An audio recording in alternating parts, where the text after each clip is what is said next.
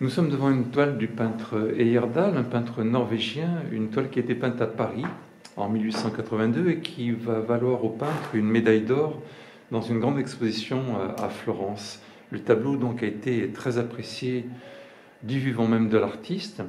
Aujourd'hui, cet enfant malade, puisque c'est le titre qu'on donne à cette œuvre au musée Mandé, aujourd'hui cette œuvre elle est parfois considérée comme misérabiliste, académique dans une certaine mesure, mais si on attarde notre œil sur la manière de peindre, on fait le constat que c'est bien une œuvre de son époque, une œuvre au fond relativement moderne dans la facture, dans la manière de poser la peinture, puisqu'on voit dès le premier regard que le tableau est peint avec une hardiesse, avec une main très très très sûre, beaucoup d'empattement avec des matières assez somptueuses. Et un coloris certes très nordique et subtil, mais avec une certaine puissance, évidemment, dans le contraste des noirs et des blancs, c'est ce qui saute immédiatement aux yeux, mais aussi peut-être dans le contraste du bleu-vert de la partie sommitale de la toile, associée à cette petite veilleuse peinte dans des rouges qui sont carrément des rouges vermillons. Alors le sujet, on le comprend instantanément, c'est une famille réunie autour d'un enfant, un bébé plus exactement, malade. Le premier titre de l'œuvre est peut-être même l'enfant mourant. Alors il y a effectivement quelque chose d'un petit peu misérabiliste pour nous aujourd'hui, d'un peu larmoyant, mais on voit que le peintre est quand même dans la retenue. Et puis ce sont des sujets surtout qui sont complètement dans l'esprit de la fin du 19e siècle. Là on oscille entre un certain réalisme qu'on pourrait croire issu de Courbet, de Manet dans une certaine mesure, et puis toute la veine, la vague symboliste qui touche l'Europe à partir de ces années-là. D'ailleurs, on se souviendra que ce tableau et le peintre Heyerdahl lui-même ont, dans une certaine mesure, influencé Edvard Munch, beaucoup plus connu, entre autres pour le fameux Cri.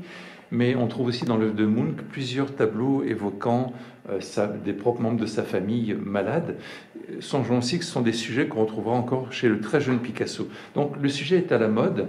Et il est très touchant pour nous aujourd'hui, évidemment, mais il était peut-être d'autant plus pour des familles bourgeoises ou populaires chez lesquelles la mortalité infantile était extrêmement élevée. Donc c'est un sujet qui touchait le public de l'époque et qui nous touche bien sûr encore aujourd'hui. Alors la composition est assez magistrale puisqu'on voit l'audace du peintre qui place le nouveau-né, enfin le bébé plus exactement au centre de la toile. Si on tend les diagonales depuis les angles, eh bien on tombe sur le visage de l'enfant.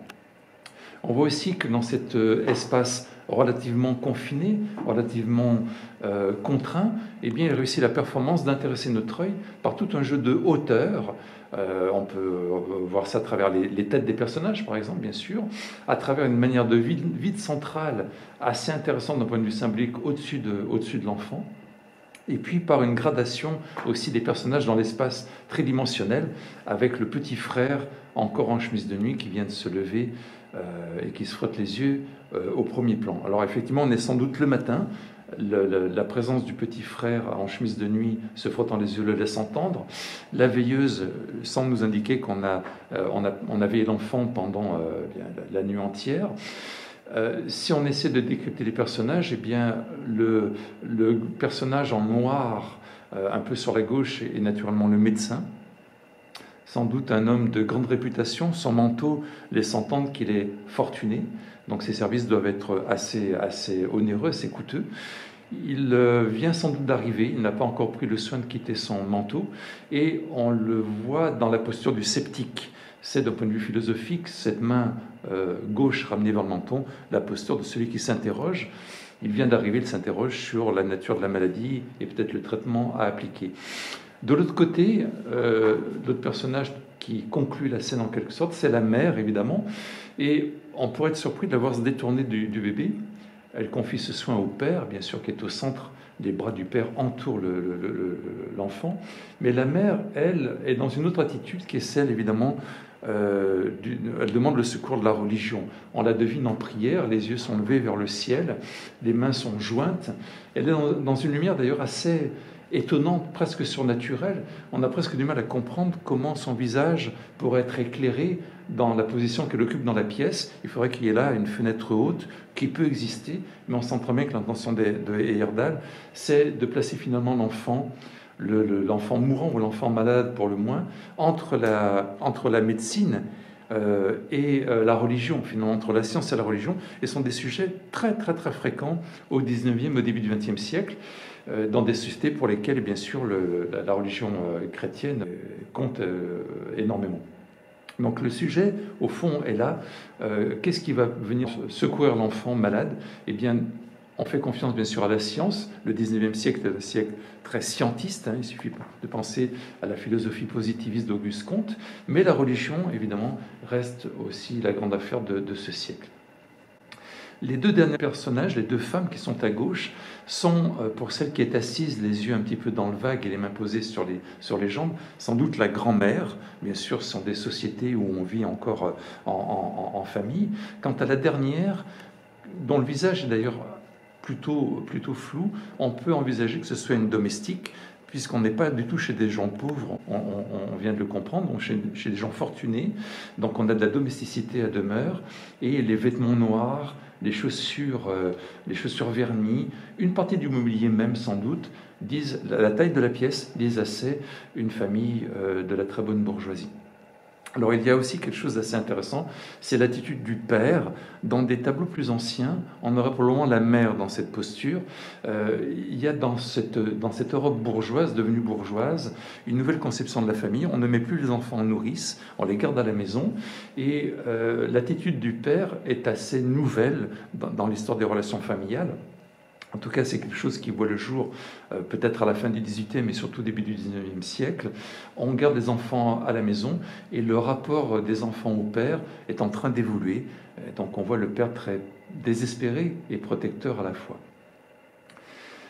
Au niveau des symboles, il faut peut-être noter aussi sur le rebord de la fenêtre, à l'extrémité droite du tableau, cette petite plante en pot entre l'ombre et la lumière qui devient presque l'allégorie et la métaphore de l'enfant malade.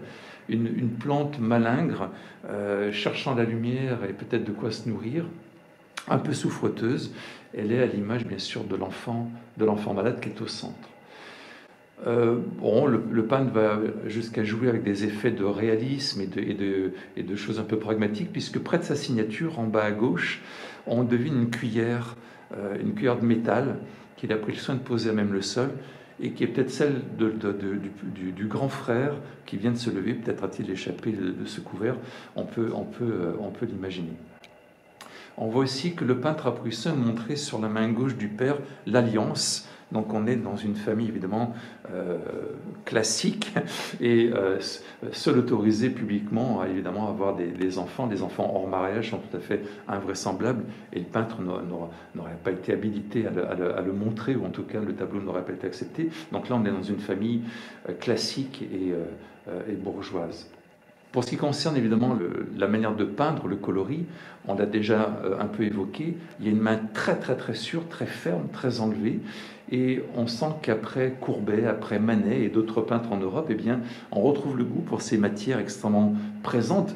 Évidemment, le point de sommet de cette manière de peindre, ce sera pourquoi pas Vincent van Gogh, ou bien sûr les peintres fauves en France.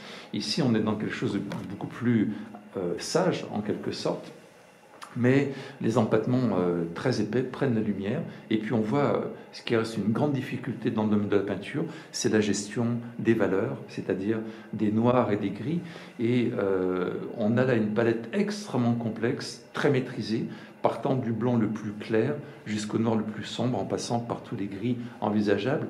On peut attirer l'attention sur la chemise de l'enfant, la chemise du grand frère se frottant les yeux, où on devine que le peintre a peint d'abord une couche dans un ton de gris bleuté, puis est venu par-dessus, peut-être même avec un couteau à palette, ou en tout cas une brosse large, il est venu appliquer un blanc crémeux et épais pour créer des empattements, ce qui explique évidemment que cette chemise soit à la fois un morceau de peinture presque abstraite, et à deux pas en même temps, elle donne un effet de réalité absolue.